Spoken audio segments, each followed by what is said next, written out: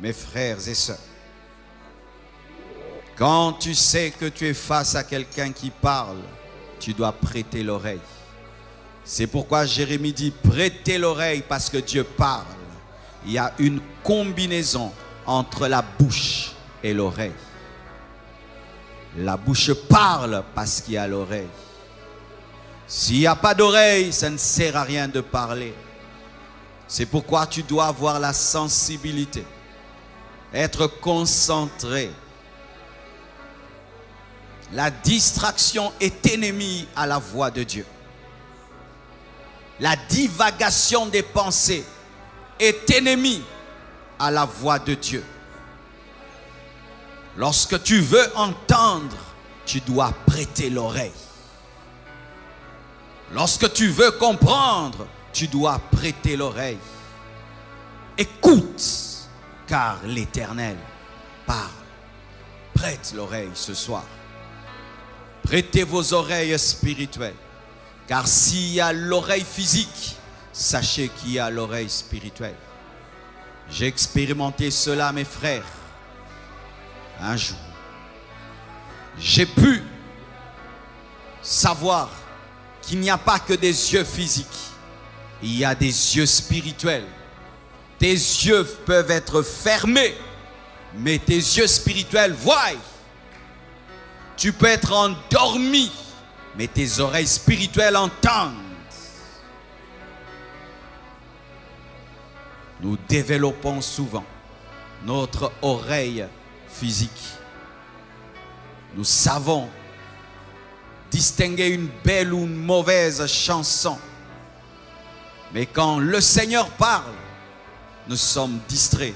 Pourquoi? Parce que dans le fond de notre âme, nous sommes dans beaucoup de pensées et dans beaucoup de distractions, faisant que lorsque la pensée de Dieu entre dans ton âme, elle est mélangée à ta pensée. Parce que tu es souvent dans la divagation des pensées, même dans la présence de Dieu. Apprenez quand vous êtes à l'église et quand vous priez dans vos maisons à être réellement là. À ne pas attendre la fin du culte, la fin du message, la fin de la prière, à être totalement là. C'est alors que Dieu te parlera et tu entendras.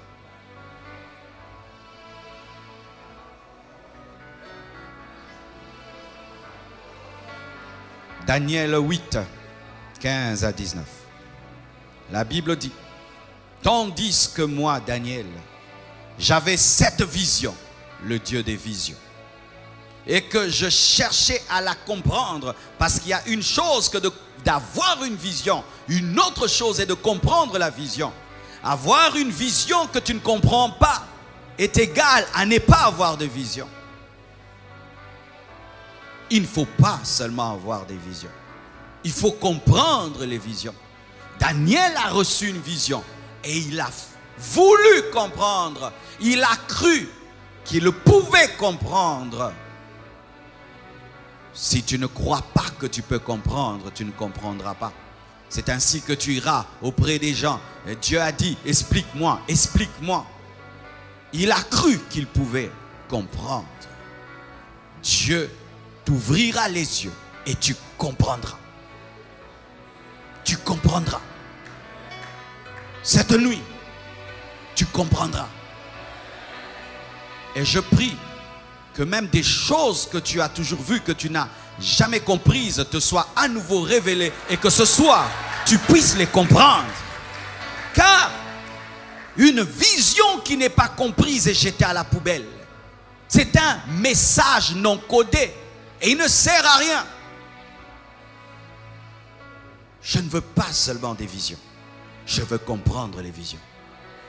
Je ne veux pas seulement que Dieu parle. Je veux prêter mon oreille et entendre.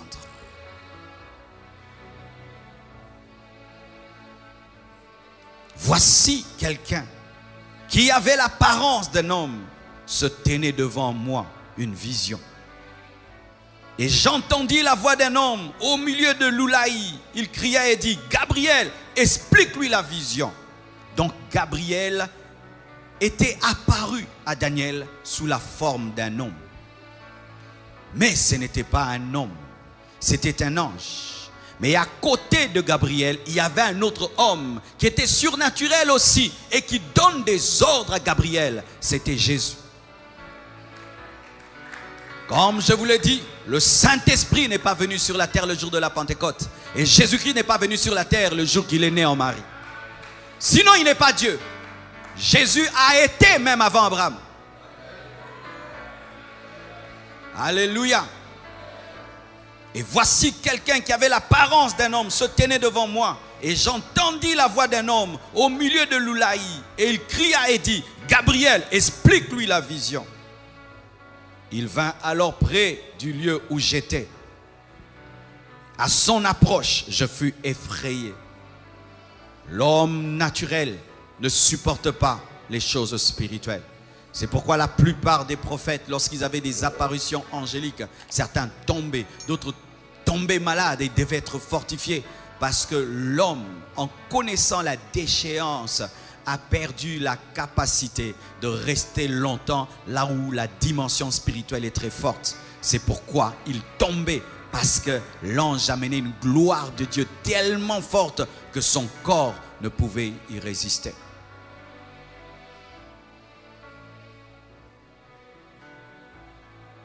Gabriel, vous le connaissez, c'est l'ange messager. C'est un archange, c'est un chef parmi les anges. Parce que parmi les anges, il y a des niveaux. Et Gabriel est un archange. Et il est spécialisé dans le message. Et c'est un ange accompagné d'une forte gloire, d'une forte onction. C'est un ange prophétique, car il était venu révéler à Daniel quoi? Les choses de temps de la fin. Lui parler de l'Antichrist, lui parler des choses de temps de la fin. Daniel a reçu en son temps la révélation de notre temps. C'est pourquoi j'aimerais vous dire ceci, mes frères. Le Saint-Esprit révèle au-delà des noms, au-delà des adresses, au-delà des noms des grands-pères, au-delà des numéros des chaussures. Il peut te révéler 50 ans à venir.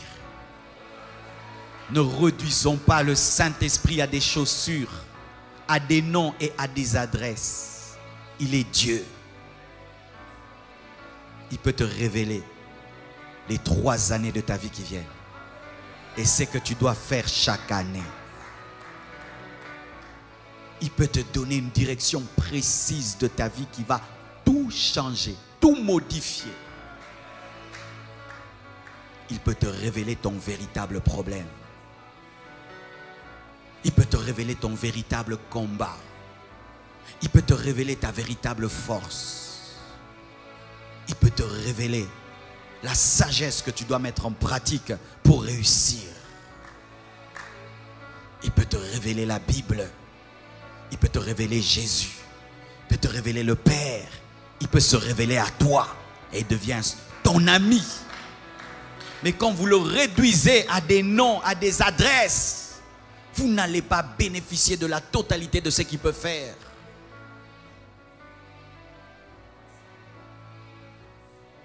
L'ange a dit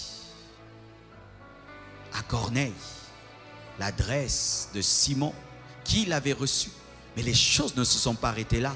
Corneille était baptisé du Saint-Esprit. C'était plus important que l'adresse et le nom de la personne qui avait reçu Pierre. Il était baptisé du Saint-Esprit.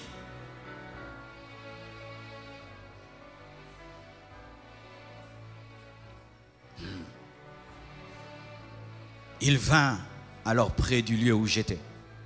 Et à son approche, je fus effrayé. Je tombai sur ma face. Et il me dit, sois attentif, fils de l'homme, car la vision concerne un temps qui sera la fin. Comme il me parlait, je restais frappé d'étourdissement. C'est pourquoi les protocolaires dans les églises doivent être spirituels. Nous, à la Compassion, nous ne sommes pas trop à cheval sur l'ordre. Nous sommes une église très ordonnée, très bien ordonnée. Mais quand Dieu fait ce qu'il veut, nous le laissons faire ce qu'il veut. Car des fois, nous réveillons des Daniel qui sont étourdis par l'apparition d'un ange.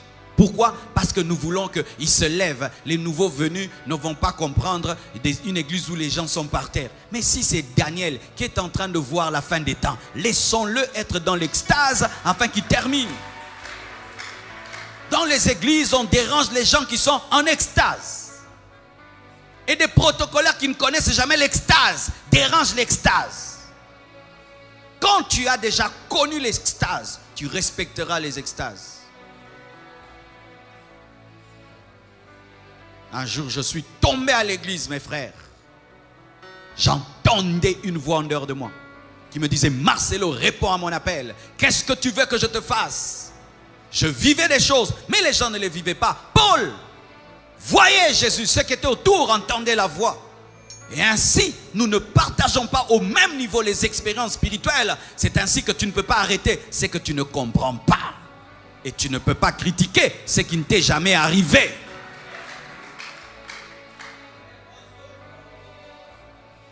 Il y a des gens qui connaissent des extases de 3 jours. 3 jours. 3 jours. Et quand on veut les réveiller, le Seigneur dit: laissez. Et la personne revient avec des révélations extraordinaires. Alléluia.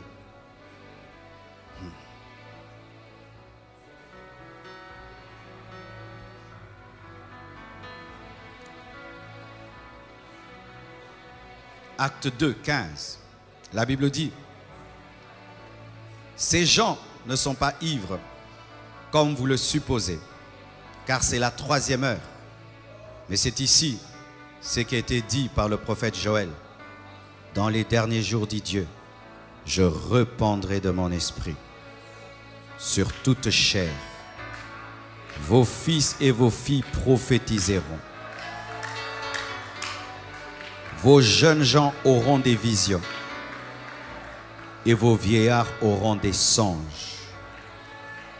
Oui, sur mes serviteurs et sur mes servantes, dans ces jours-là, je répandrai de mon esprit et ils prophétiseront.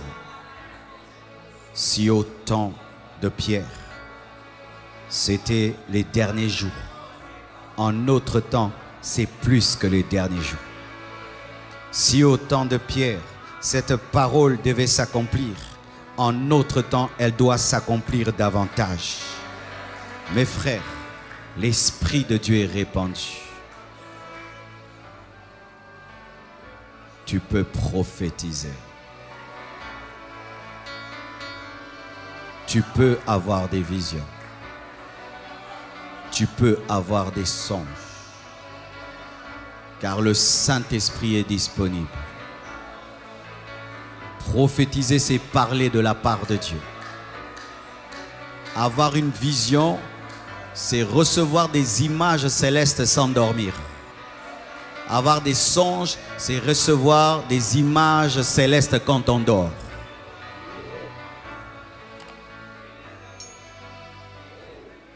Les hommes critiqueront toujours quand Dieu se manifeste.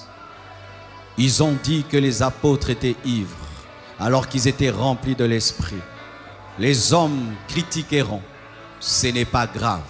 L'essentiel, c'est que tu es en train de vivre l'accomplissement de la promesse de Dieu. Nous sommes au dernier jour. Nous sommes au dernier jour. Au temps où Dieu répand toute sa puissance afin de préparer la dernière moisson et de susciter les ouvriers de la dernière heure et amener l'église dans la pluie de l'arrière-saison afin qu'elle soit mature pour expérimenter l'enlèvement. Tout chrétien peut prophétiser. Tout chrétien peut prophétiser, peut parler de la part de Dieu. Et je vous assure, l'Esprit de Dieu est ici. L'Esprit de Dieu est ici. Et tu peux avoir des visions ce soir. Et tu peux recevoir des prophéties ce soir. Tu peux même t'auto-prophétiser.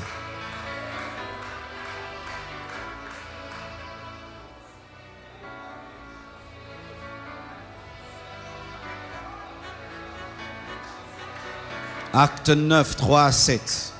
La Bible dit, comme il était en chemin, il s'agit de Paul, et qu'il approchait de Damas, tout à coup une lumière venant du ciel resplendit autour de lui, le Dieu des visions.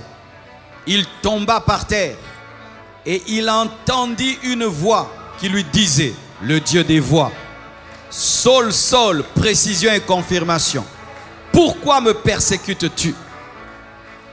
Il répondit, qui es-tu, Seigneur? Et le Seigneur dit, je suis Jésus. Je prie que Jésus se présente à toi ce soir. Je prie que Jésus se présente à toi. Je prie que Jésus se présente à toi ce soir. Paul n'avait pas prié pour cela, mais l'Église avait prié pour cela. Mais toi, tu pries pour cela. Donc ça peut t'arriver plus que même à Paul, parce que Paul ne le désirait pas. Alléluia.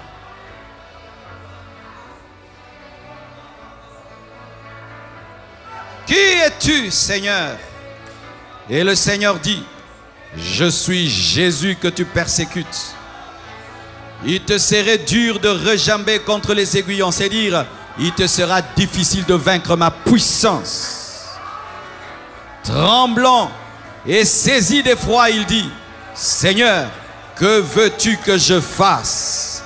Je prie que Dieu réponde à tes questions.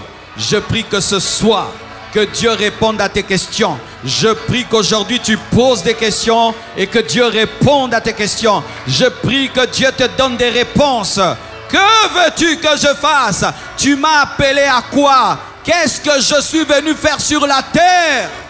Tu n'es pas venu te promener. Le Seigneur est l'architecte de ta vie. Il a le plan de ta vie et il sait ce que tu es venu sur la terre. Tu dois consulter l'architecte de ta vie et il te dira pourquoi tu es venu sur la terre. Paul pensait qu'il était venu sur la terre pour être un persécuteur.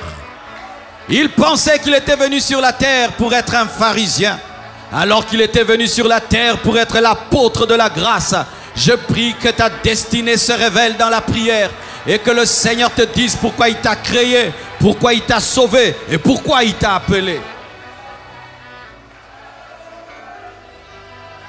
Tremblant d'effroi et saisi d'effroi, il dit, Seigneur, que veux-tu que je fasse? Et le Seigneur lui dit, lève-toi, entre dans la ville et on te dira ce que tu dois faire. Le Saint-Esprit te connectera aux hommes et aux femmes de ta destinée. Autour de toi, il y a quelqu'un d'important, mais tu ne le considères pas. Dieu va te révéler l'importance de cette personne qui a toujours été à côté de toi. Il a toujours persécuté les chrétiens, mais ce jour-là, le Seigneur lui recommande un chrétien. On te dira ce que tu dois faire. Et il était connecté à un Ananias. Et c'est Ananias qui a ouvert ses yeux, parce qu'après cela, il ne voyait plus. Dans la présence de Dieu, Dieu nous révèle les amis de la destinée. Il nous révèle les ennemis de la destinée et les amis de la destinée. Il nous révèle les relations que nous devons couper et les relations que nous devons commencer. Il s'était séparé de ceux qui l'accompagnaient et il s'est connecté à Ananias. Et il est devenu le grand Paul, l'apôtre de la grâce. Dans la présence de Dieu, Dieu détruit des relations et il bâtit des relations. Dieu coupe des relations et il bâtit des relations par la révélation.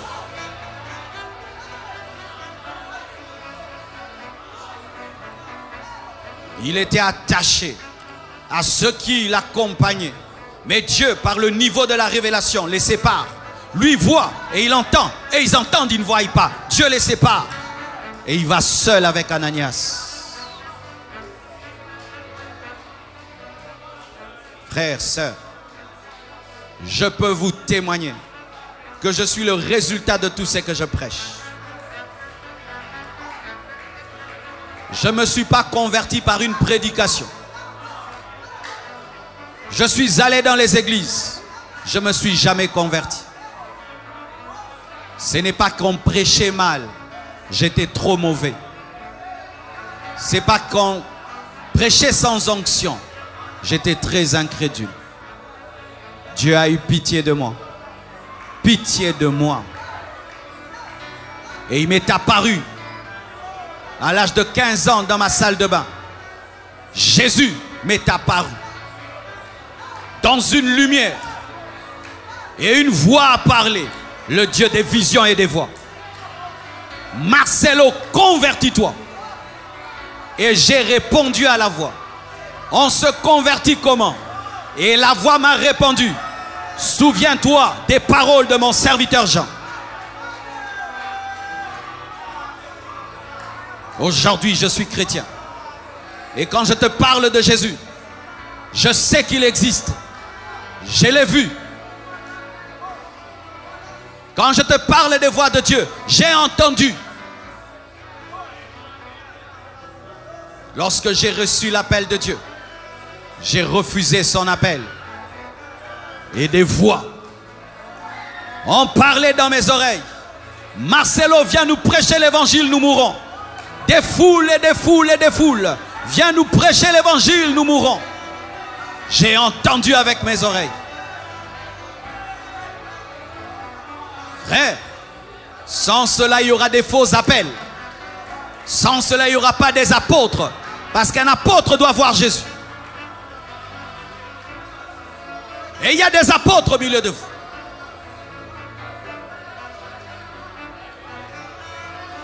Et certains, vous avez besoin seulement que Dieu puisse enraciner votre foi dans son existence. C'est ce qui est arrivé aux apôtres. Jésus-Christ, après sa résurrection, pendant 40 jours est apparu afin de donner les preuves de sa résurrection. Pourquoi? Ils avaient besoin de prêcher avec assurance la résurrection. Tu sais, frère, lorsque tu sais que Dieu t'a parlé et tu sais qu'il est avec toi, rien ne pourra t'arrêter. Rien ne pourra t'arrêter. Car ce que voient les yeux de l'esprit devient toujours supérieur à ce que les yeux physiques ont vu. Une fois que tes yeux spirituels ont vu, quoi que tu voies dans le monde physique, tu ne seras jamais ébranlé parce que tu sais qu'il y a autre chose au-delà du physique.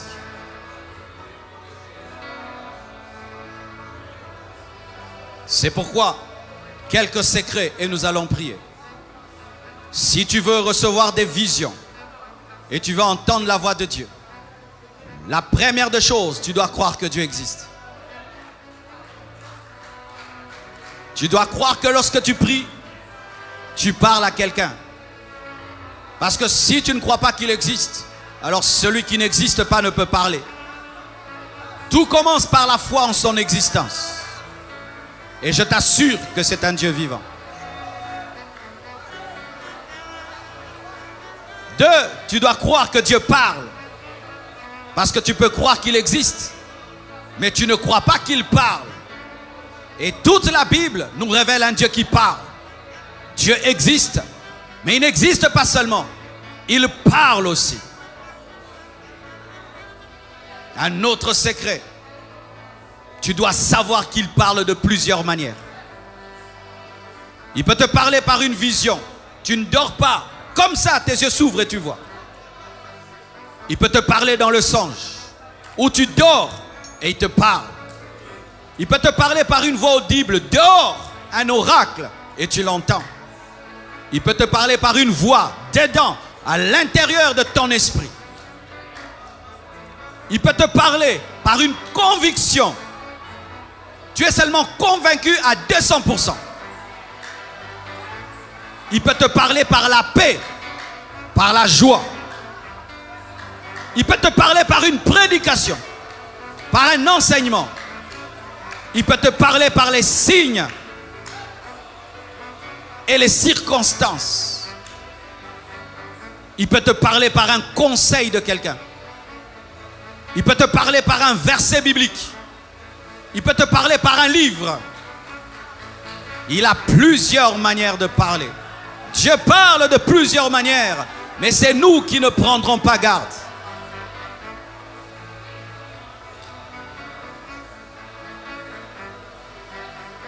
Et aussi, tu dois croire que Dieu veut te parler. Car il y a des gens qui croient que Dieu parle, mais toujours aux autres.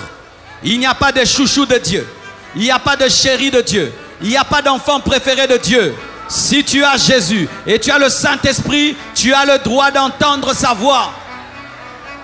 Dieu va parler, pas moi aux autres, non, à toi aussi. Surtout à toi.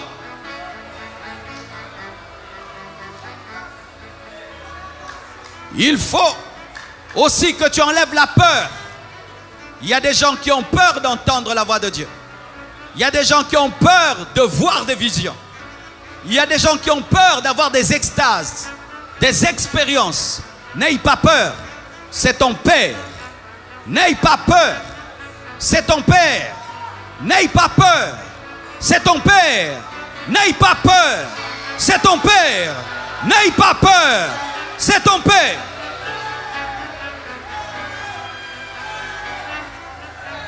Mon fils n'a pas peur que je lui parle. Ma fille n'a pas peur que je lui parle. Mais les chrétiens ont peur que Dieu leur parle. C'est ton Père.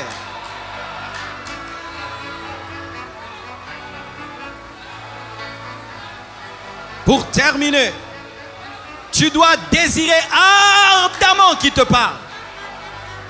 Tu dois soupirer après sa voix, soupirer après ses visions. Tu dois désirer ardemment sa direction. Tu dois le vouloir de tout ton cœur. Car Dieu ne se révèle que là où il est désiré. Dieu ne se manifeste que là où il est désiré. Lorsqu'on ne le désire pas, Dieu ne se manifeste pas. Tu dois le désirer de tout ton cœur.